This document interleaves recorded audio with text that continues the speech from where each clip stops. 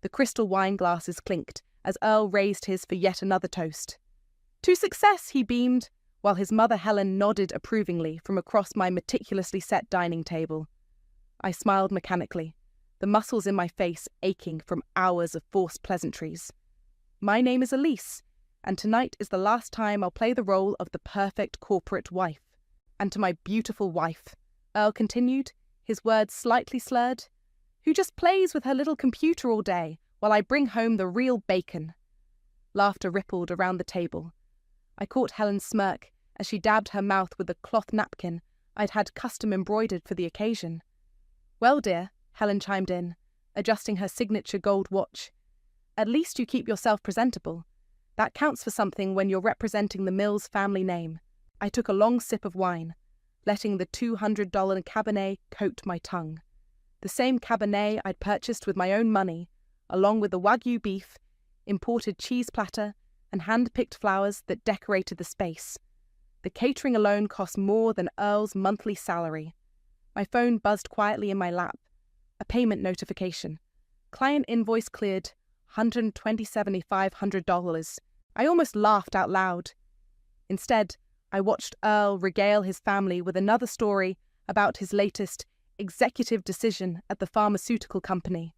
The same story he'd told at the last 3 gatherings, each time adding another zero to the supposed savings he'd generated.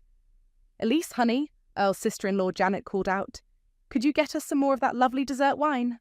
I stood gracefully, padding to the kitchen in my Louboutins, another purchase from my latest project completion bonus. The kitchen island was spotless, gleaming under recessed lighting I'd had installed last spring. From here, I could hear Earl clearly. "Sometimes I worry about her, you know." His voice carried that false concern he'd perfected. "All day on that computer, making her little logos. Thank God I can support us properly." "You're too good to her," Helen agreed. "A woman needs structure, purpose. Maybe if you'd had children." I pulled out my phone and opened my banking app again. With a few taps, I initiated the transfer we prepared weeks ago. My business manager Remy had everything lined up perfectly.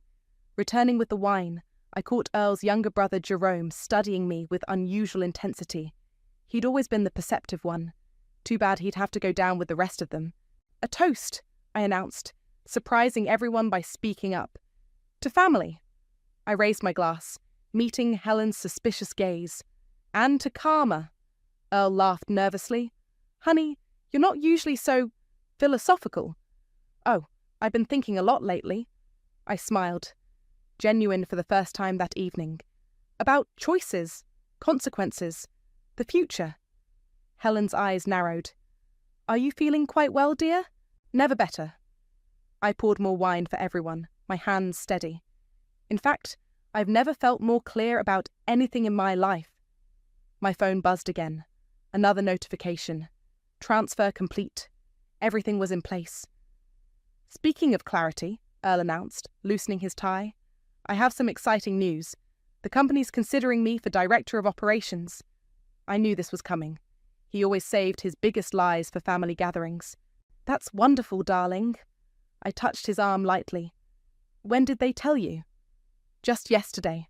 Top secret, of course." He winked at his mother. "Fascinating." I took another sip. "Especially since I had lunch with Violet from your HR department last week. She mentioned they'd already filled that position internally." The room went silent. Earl's face twitched. "You had lunch with Violet?" "Oh, yes." I smiled serenely. We had quite an interesting conversation, about many things. Earl's hand trembled slightly as he reached for his wine. Helen was staring daggers at me, but I didn't care anymore. By tomorrow morning, none of this would matter. The rest of the evening passed in a blur of forced laughter and pointed comments. As the last guest left, Earl cornered me in the kitchen.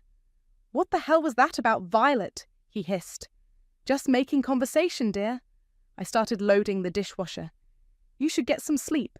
Tomorrow's going to be eventful." He stumbled slightly, the wine making him unsteady. "You're acting weird." "Am I?" I closed the dishwasher with a soft click. "I'm just being myself." Finally. As Earl made his way upstairs, I stood in our pristine kitchen, surrounded by the remnants of my last performance as Mrs. Mills. My phone lit up with a message from Remy. "Everything's ready." I smiled at the empty room. By sunrise, Earl would learn exactly what his wife, who just plays on her computer, was capable of. And it would be absolutely glorious.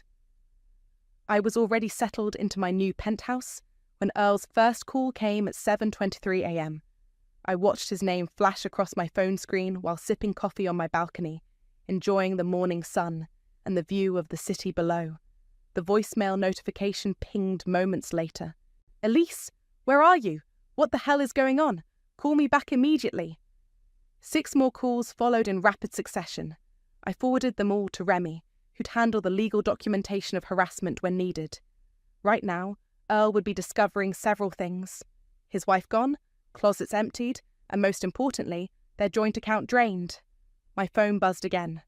This time it was Maya. "Holy shit, sis," she said when I answered. "Helen just called me in a complete meltdown. What did you do?" "What I should have done years ago." I walked inside to pour more coffee. "How bad is the explosion?" "Earl's apparently threatening to call the police. Helen's convinced you've had some kind of breakdown. She kept saying something about family reputation." I laughed. "Let them call whoever they want. Everything I did was completely legal." "Wait, what exactly did you do?" The doorbell rang. "That's probably Remy with the paperwork. Want to come over and see for yourself?" 20 minutes later, Maya sat slack-jawed on my new sofa while Remy laid out documents across my coffee table. "Jesus Christ," Maya whispered, scanning the papers. "You've been planning this for months. Years, actually." I signed where Remy pointed. Every time Earl made a joke about my little computer games, I transferred another chunk to my private account. Every time Helen mentioned my wasted potential, I documented another asset.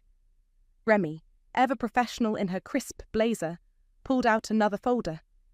"There's something else you should see, Elise. We found some irregular withdrawals from your joint account." She spread out bank statements. Large cash withdrawals, all made by Earl, dating back 6 months. "That's a lot of money," Maya said quietly. 50,000 total, Remy confirmed, all withdrawn in chunks just under 10,000 to avoid reporting requirements. My phone rang again. Helen this time. I declined the call. "You know she'll show up eventually," Maya warned. "Let her. Security has strict instructions." I turned to Remy. "What else did you find?" Remy pulled up something on her tablet. "Hotel charges on his corporate card. Always the same place, same day of the week. And look who signed the restaurant receipts." I leaned in. The signature was clear. Violet. "That little shit," Maya breathed. "The same Violet you mentioned at dinner. HR Violet." I sat back, pieces clicking into place. Who's been handling all those special projects Earl kept bragging about? Another call, this time from Jerome. I actually considered answering this one. "Jerome might be useful," Remy suggested, reading my mind. "He's always been jealous of Earl's position, and he has connections in their finance department," I answered. "Jerome, what a surprise." "Elise, what the fuck? Earl's losing his mind. He says you cleaned out the accounts." "Only what was legally mine. My business earnings, my inheritances. You know, the money from my little computer games." A pause. "Listen, there might be some things you should know about Earl's department. Like the unauthorized withdrawals? Or the hotel meetings with Violet?" Another longer pause. "How much do you know?" "Enough to start. But I bet you know more." I could practically hear him thinking. Jerome had always resented playing second fiddle to his older brother. "Meet me for coffee?" he suggested. "Text me the details." I hung up and turned to Maya and Remy. "Ladies, I believe we're about to get some ammunition." Maya shook her head. "I can't believe you're actually doing this. Taking him down." "Not just him." I walked to the window, watching the city buzz below. The whole facade, the perfect son, the successful executive, the Mills family image, all of it. My phone chimed with a text from Jerome. "Noon, capital coffee, come alone?" "You're really going to trust Jerome?" Maya asked. "Trust? No." I smiled. "But I'm going to use him, just like Earl used me all these years." Remy gathered her papers. I'll have everything filed by this afternoon. You're officially protected. After they left, I stood in my new space. My space paid for with my money, decorated to my taste. No more beige walls and family portraits. No more pretending to be less than I am. My phone buzzed one more time. Earl had finally found the note I'd left on his pillow. Dear Earl, by the time you read this, everything will have changed. You always said I just played on my computer all day. Time to show you what I was really doing. Enjoy the chaos. Elise. I blocked his number and opened my laptop. Time to see what Jerome knew about his brother's secrets.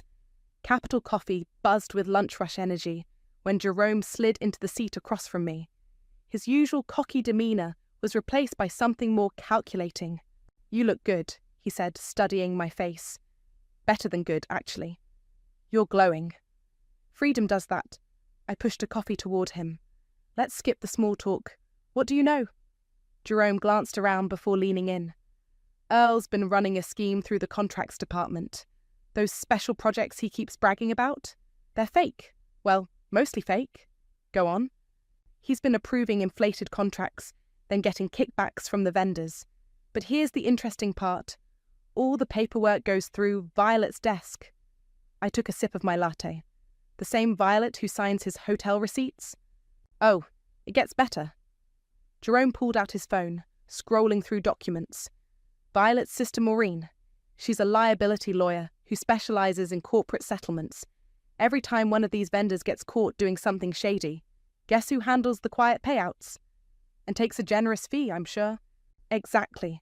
The whole thing's like a legal money laundering operation. Earl approves bloated contracts, vendors kick back cash, problems get buried in settlements, and everyone gets paid. I forwarded Jerome's documents to Remy while he talked. How long have you known about this? Few months. Been gathering evidence. He smirked. Thought it might come in handy someday. And now? Now I'm thinking we could help each other. Jerome leaned back. You want revenge? I want his position. Win-win. My phone buzzed. Helen again. This time she'd left a voicemail. Elise, this childish behaviour stops now. You're embarrassing the family. Fix this mess or I'll be forced to take action. Remember who you're dealing with. I played it for Jerome, watching his face darken. Mum's always covered for him, he muttered. Ever since we were kids, Earl could do no wrong. Not anymore. I stood up. Send everything you have to this email. And Jerome, don't warn him. What are you going to do? Watch the fireworks. I gathered my things. Oh, and you might want to distance yourself from the contracts department. Things are about to get messy. Back at my penthouse, Remy was waiting with Maya. You're not going to believe this, Maya said, practically bouncing. Tell her, Remy. Remy pulled up an email chain on her laptop. Remember those hotel meetings? They weren't just about the affair. Violet was meeting with vendors there too. We found receipts for 3-person dinners, all charged to Earl's corporate card.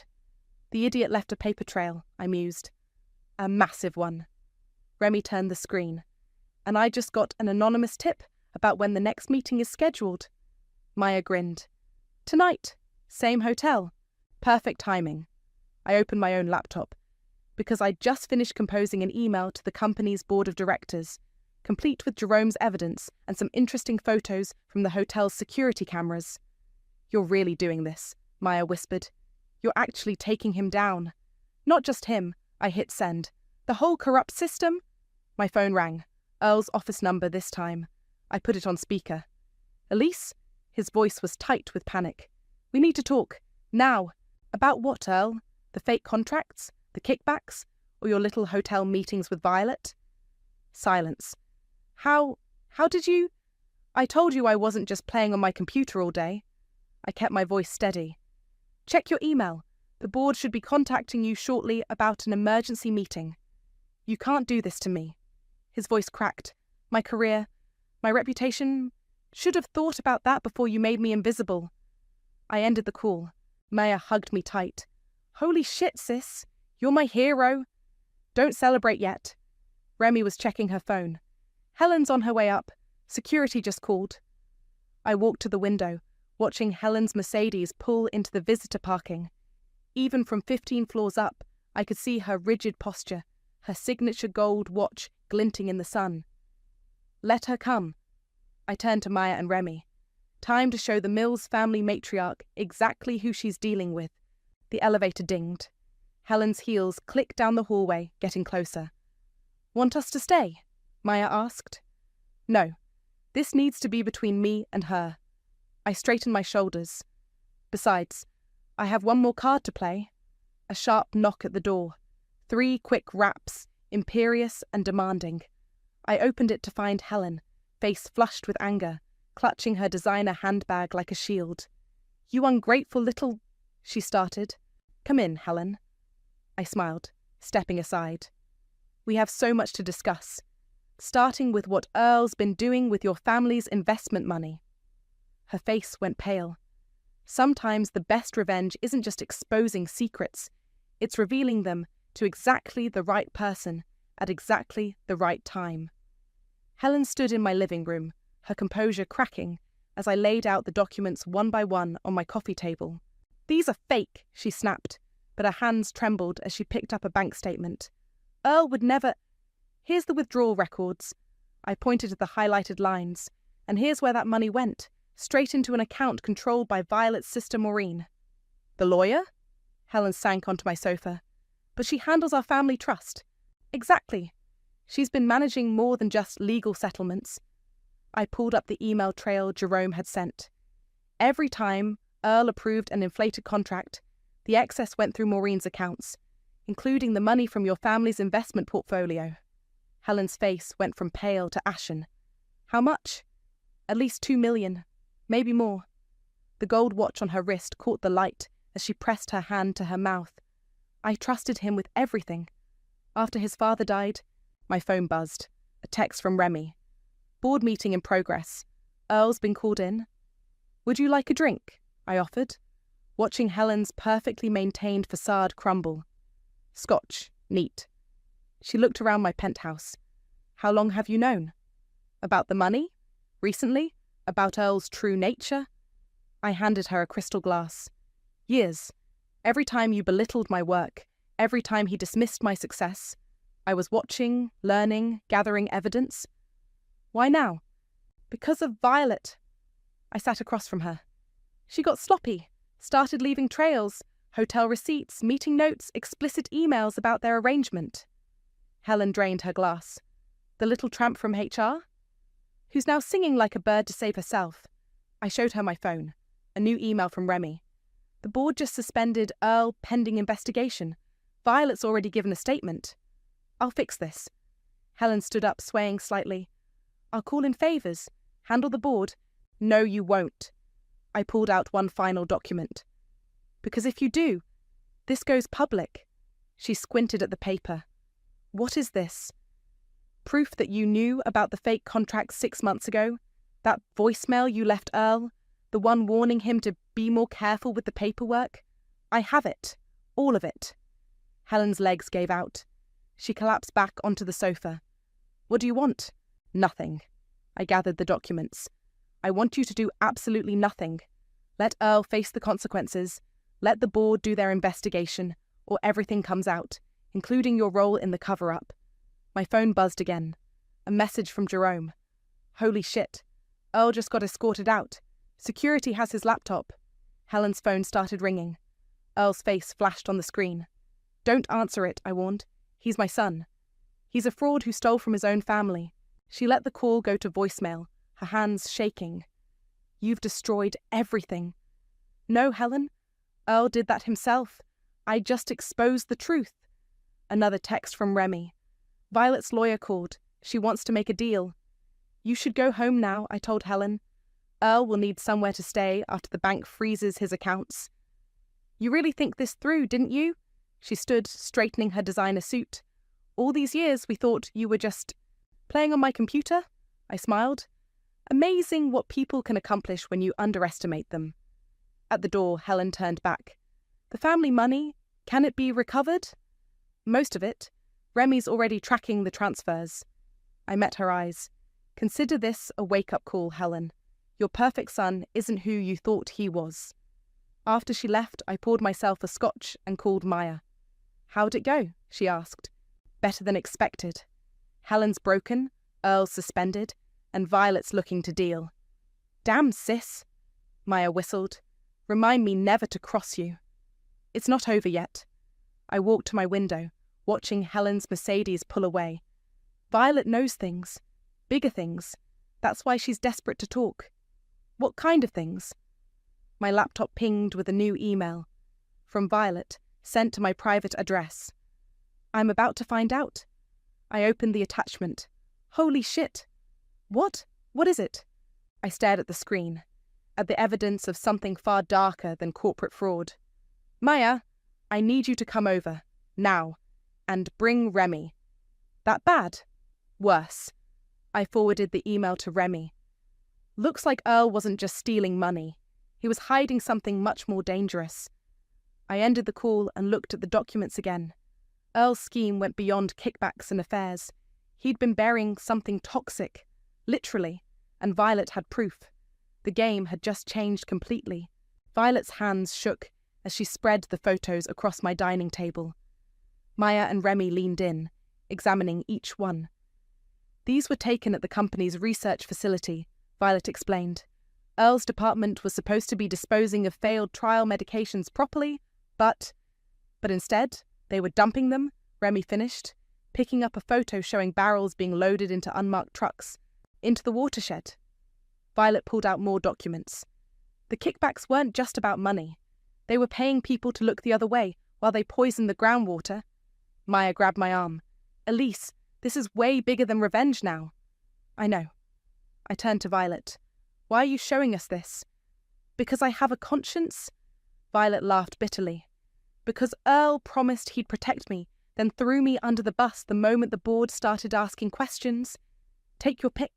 My phone buzzed. Jerome again. I put it on speaker. "Earl's losing it," he said without preamble. "He just showed up at Mum's house, drunk, talking about evidence he needs to destroy." "Is Helen with him?" I asked.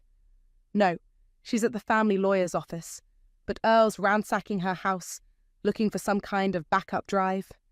I looked at Violet. "What backup drive?" She went pale. "The one with all the disposal records? Earl kept it at Helen's house because he thought no one would look there." "Jerome," I said quickly, "don't let him leave. We're coming over." 20 minutes later, we pulled up to Helen's mansion. Earl's car was parked crookedly in the circular driveway, driver's door still open. "Stay here," I told Maya and Violet. "Remy, call this number." I handed her a card. "It's for an environmental crimes investigator. Tell him everything." Inside, the house was a disaster. Papers everywhere, drawers pulled out, furniture overturned. I followed the sounds of destruction to Helen's study. Earl stood at her desk, wild-eyed, pulling books from shelves. "Looking for this?" I held up a small black drive. He spun around. "How did you—" "Helen gave it to me an hour ago, right after she found out you've been stealing from the family trust." "You bitch!" He stepped toward me. "You've ruined everything. No, Earl, you did that yourself. Every time you cut corners, every time you chose profit over safety." I backed toward the door. "Did you think no one would notice the cancer clusters near the dump sites?" His face contorted. "You don't understand. The company was going to shut down our division. People would have lost jobs." "So you poisoned them instead?" He lunged for me, but Jerome appeared in the doorway, blocking his path. "It's over, brother," Jerome said quietly. "The investigators are already at the facility." Earl's legs gave out. He slumped against the desk. "Mum will fix this. She always fixes everything." "Not this time." Helen's voice cut through the room. She stood in the doorway, looking every bit her age. "I've spent decades cleaning up your messes, Earl. Making excuses, believing your lies. No more. Mum, please." "The family lawyers are cooperating with the investigation." Helen's voice was ice. "You're on your own." Sirens wailed in the distance, getting closer. "That'll be the Environmental Crimes Unit," I said. "Violet's already given them her statement." Earl's head snapped up. "Violet? She wouldn't—" "She did. Along with proof of every illegal dump, every falsified report, every bribe." I held up my phone. showing him Violet's email. "Game over, Earl." The sirens stopped outside. Car doors slammed. "You know what's funny?" I moved toward the door. "If you hadn't treated me like I was nothing, just some trophy wife playing with computers, you might have noticed I was documenting everything. Every suspicious transaction, every late-night meeting, every unexplained expense. Why?" He looked broken, defeated. "Why did you do this?" "Because you made me invisible. And invisible people see everything." Footsteps thundered up the stairs. Officers filled the doorway, weapons drawn. "Earl Mills?" One stepped forward. "You're under arrest for environmental violations, corporate fraud, and criminal conspiracy." As they led him away in handcuffs, Helen touched my arm. "The family name," she started. "We'll survive," I finished, "but only if you do the right thing now. Tell them everything you know." Outside, Maya hugged me tight as Earl was placed in a police car. Violet sat in another vehicle, giving her official statement. Remy was already on the phone with lawyers. "What happens now?" Maya asked. I watched the police cars pull away, their lights painting the mansion's facade in red and blue. "Now?" I smiled grimly. "Now we make sure every victim of Earl's toxic dumping gets justice, and we do it legally, publicly, and completely." My phone buzzed one last time. A news alert. Earl's arrest was already breaking. The headline read, "Pharmaceutical executive arrested in major environmental crimes investigation." The truth, like poison, always rises to the surface eventually. The news vans had been camped outside my penthouse for 3 days when Maya finally dropped her bombshell. "I knew about Violet 6 months ago," she said, staring into her wine glass. We sat on my balcony, watching the sunset paint the city gold. "I saw them together at the Riverside Hotel." I set down my glass slowly. "Why didn't you tell me?" "Because I thought you knew." Maya's voice cracked. God, Elise, I thought you were okay with it. Like Mum was with Dad." The air left my lungs. "What are you talking about? You never knew about Dad either, did you?" Maya looked up, tears in her eyes. "The other family he had. The reason he lost everything?" My hand started shaking. "Maya, he had another wife, 2 kids, a whole separate life funded by his company's money." She pulled out her phone, showing me old photos I'd never seen. "Mum knew. She helped him hide it because of family image. Sound familiar?" I stared at the images. My father with another family, smiling, happy.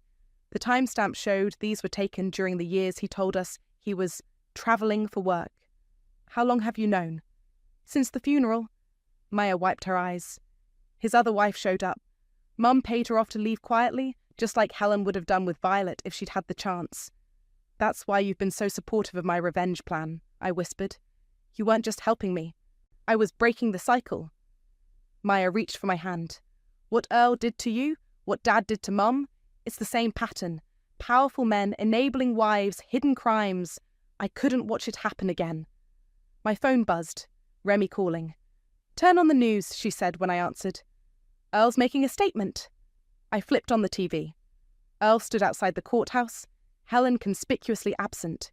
"I accept full responsibility for my actions," he read from a prepared statement. "The environmental violations were my doing alone. No other family members were involved." "He's falling on his sword," Maya observed. "No," I corrected. "He's protecting Helen. And the family money." "There's more," Remy said.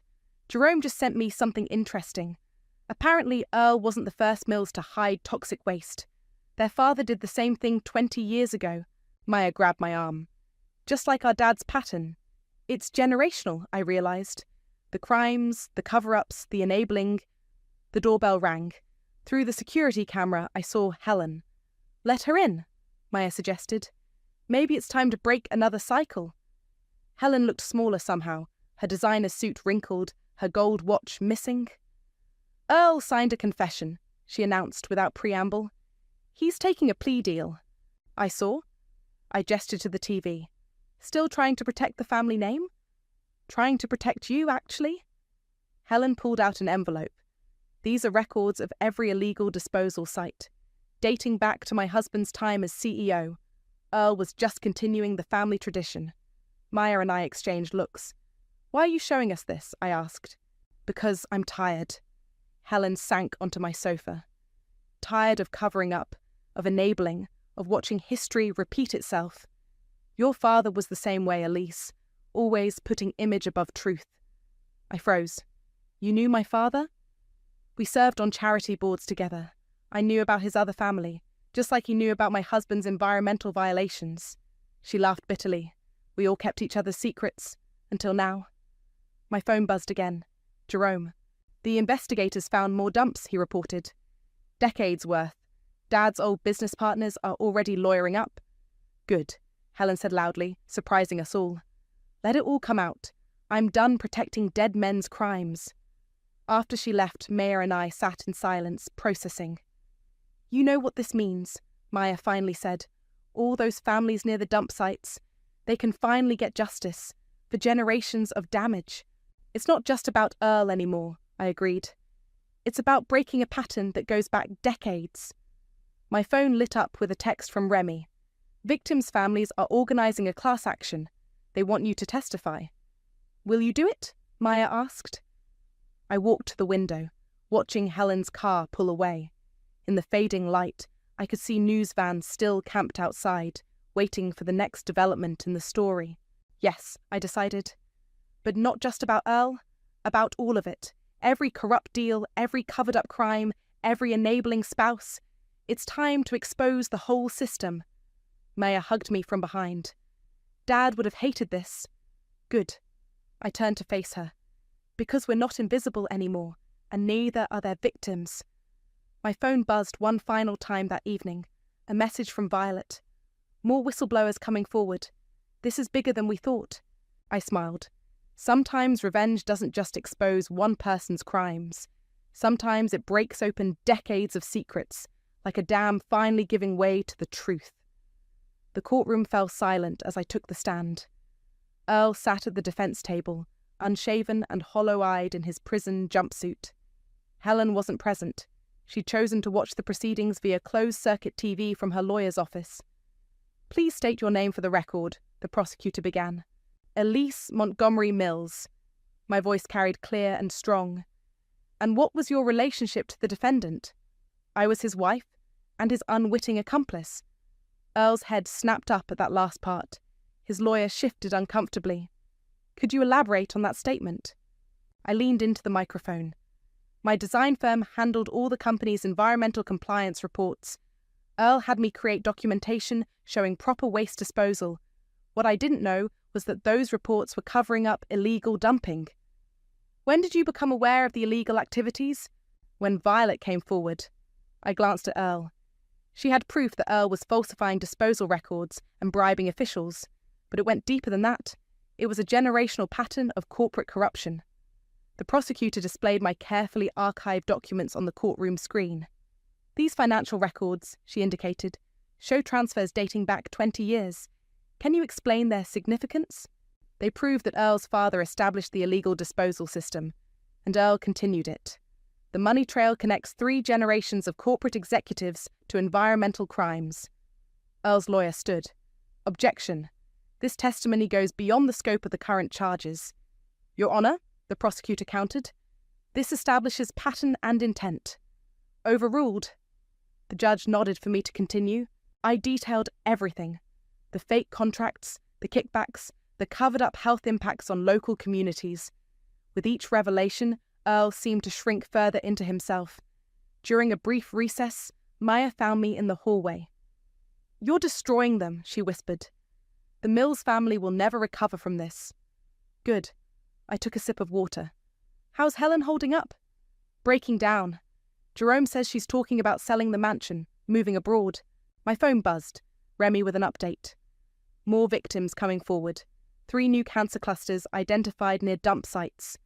Back in the courtroom, Earl's lawyer tried to paint me as a vengeful ex-wife during cross-examination. Isn't it true that you planned this exposure as revenge for your husband's infidelity? No. I met Earl's gaze. I planned it as justice for hundreds of families who were poisoned while your client got rich. But you didn't report these activities when you first suspected them? I needed proof. Ironically, Earl's arrogance provided that. He never thought his trophy wife would understand enough to catch him. The lawyer changed tactics. You benefited from Mr. Mill's income during your marriage, did you not? My design firm earned 3 times what Earl did. I funded our lifestyle. He just took credit for it. A murmur ran through the courtroom. Earl's face flushed red. No further questions, his lawyer muttered. The prosecutor rose for redirect. One final question, Mrs. Montgomery Mills. What motivated you to come forward now? I took a deep breath. Because silence is complicity. Helen enabled her husband's crimes. My mother enabled my father's double life. I refused to be another wife protecting another corrupt man. After I stepped down, Violet took the stand. She provided detailed testimony about the disposal operations, complete with dates, locations, and names. Earl watched her with a mixture of hatred and fear. During the afternoon break, Jerome caught me in the corridor. They're offering Earl a deal, he said quietly. 20 years if he testifies against Dad's old business partners. Will he take it? Helen's pushing for it. She wants to salvage whatever's left of the family legacy. My phone lit up with a news alert. Pharmaceutical scandal widens. Multiple executives implicated in decades-long environmental cover-up. Maya appeared with coffee. You okay? Better than okay. I showed her the alert. The truth is finally coming out. All of it. Earl's going to prison, she mused. Helen's running away. The Mills empire is crumbling. Is this how you imagined your revenge would end? This isn't about revenge anymore. I watched Earl being led back to the courtroom in handcuffs. It's about justice. For every family that lost someone to cancer. For every community whose water was poisoned. For every woman who was told to stay quiet and look pretty. The bailiff called us back in. As I took my seat, Earl caught my eye one last time. I saw no anger there now, only defeat. He finally understood. His real crime wasn't the dumping or the fraud or even the affairs. It was underestimating me. The judge entered and Earl rose to hear his fate. In the gallery behind me, I felt Maya squeeze my hand. Whatever the sentence, we'd already won. The truth was out, the pattern was broken, and the invisible had finally been seen.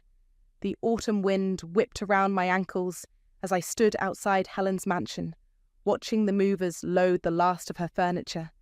She'd finally decided to sell, not just the house, but everything connected to her old life. This is where it all started, Helen said, appearing beside me. Every corrupt deal, every covered-up crime, right here in this house. And now?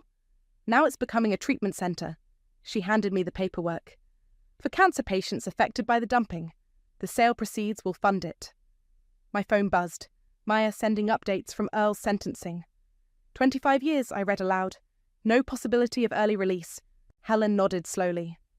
Jerome testified against him in the end. His own brother. Truth has a way of turning families inside out. Speaking of truth, Helen pulled an envelope from her designer bag. These belong to your father. I found them in my husband's old files. Inside were photos, letters, documents, evidence of my father's double life that Helen's husband had used as leverage. Why did you keep these? Insurance. Helen's voice was tired. We all kept dirt on each other, like mutually assured destruction. My phone lit up again, Remy calling. The victim's compensation fund is set, she reported. The Mills family fortune will be divided among affected families. Helen signed off this morning. I looked at Helen. You're really giving it all away? Money built on poison isn't worth keeping. She straightened her shoulders. Besides, I'm done enabling corrupt men. A sleek black car pulled up. Jerome stepped out. The prosecutors want to talk to us again, he said. More of Dad's old partners are willing to deal. Helen touched my arm. Will you come? There are things they need to hear from you too. I hesitated. Haven't we exposed enough? You started this, Jerome reminded me. Might as well finish it. Inside the prosecutor's office, Violet was already waiting with Maya. On the conference table lay stacks of new evidence, decades of corporate crimes exposed by Earl's conviction. Ready to bring down the whole system? Maya asked. I sat down, spreading out my own files. Let's end this. All of it. For hours we mapped out connections, named names, exposed every dark secret the Mills empire had buried. Helen filled in historical gaps, Jerome provided financial details, and Violet connected modern players. My phone buzzed constantly. Media requests, victim advocacy groups, environmental lawyers. Everyone wanted the full story. You know what happens when this goes public, Helen warned.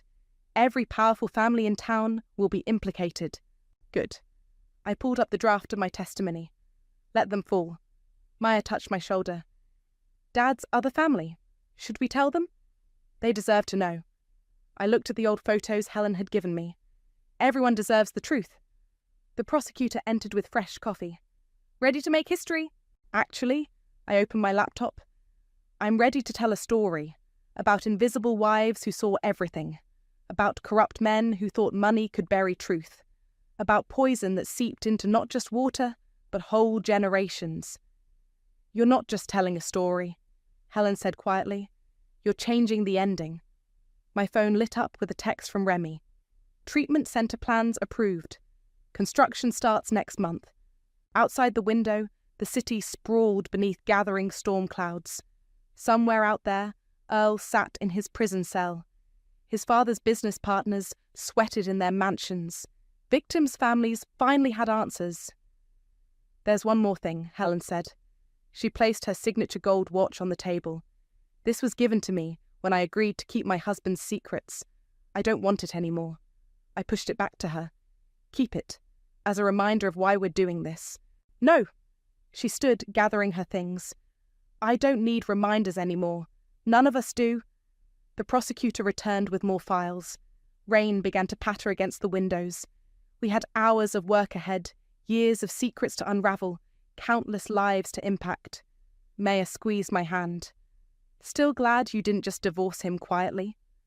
I thought about Earl's dismissive smirk, Helen's condescending advice, all those years of being invisible while poison spread through communities. Some things, I said, opening another file, are bigger than revenge. Sometimes you have to burn down the whole corrupt forest to let truth grow. Thunder rolled outside as we began another round of testimonies. The storm was here, and with it, justice. Not just for me, not just for Earl's victims, but for every person who'd ever been told to stay quiet and look pretty while poison spread through their lives. The truth, like water, always finds its way to the surface, and this time it would wash everything clean.